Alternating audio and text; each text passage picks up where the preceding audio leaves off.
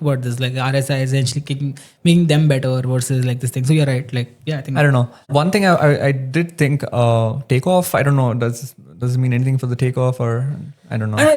so depending on who you ask, I think we are solidly in the takeoff. Like there's this very famous Wait But Why like cartoon where whenever you're in the takeoff, when you look back, you're staring at the wall because it's all vertical from here. But at each point when you look back, it looks flat.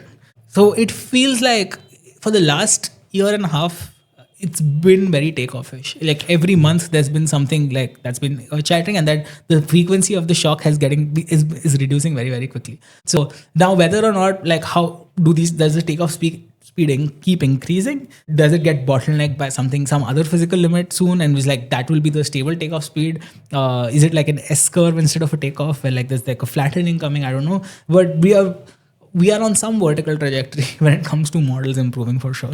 I mean, just on the takeoff part, like one thing, just tell me where I'm going off with this. Like, if depending on who you ask, many people, depending on who you ask, people will tell you that we have already achieved AGI, where we have like a model which is in general more superior or better performing than most average humans. But we have not seen like such. I don't know. We have not seen like so. I would assume that once we have this feature, like we were talking about, the takeoff would be like, more. Why don't we have runaway growth, economic growth, something like or that. something insane? We've not seen anything like that. I feel is that fair or?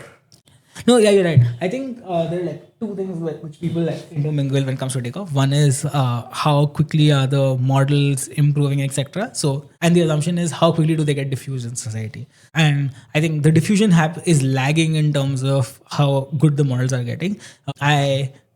My belief is that the diffusion is catching up. Like we are figuring out ways to diffuse this intelligence more quickly. There are more surfaces to go essentially diffuse these models into people's lives. Way more businesses have been starting up. Like drug discovery has gotten faster, etc. I think there's a little bit of a lag. There is one theory that like some economists, I think Tyler Cowen did an episode with A16Z last week where he said that, hey, like there will be some other bottleneck that will stop runaway economic growth, like double-digit percentage, like world GDP growth, right? We've been on a solid 3% economic growth since the Industrial Revolution every year, like just like clockwork, like it's just like a straight line, right? Like will double-digit, which is like an insane number, like double-digit economic growth, an insane thing to happen for world GDP.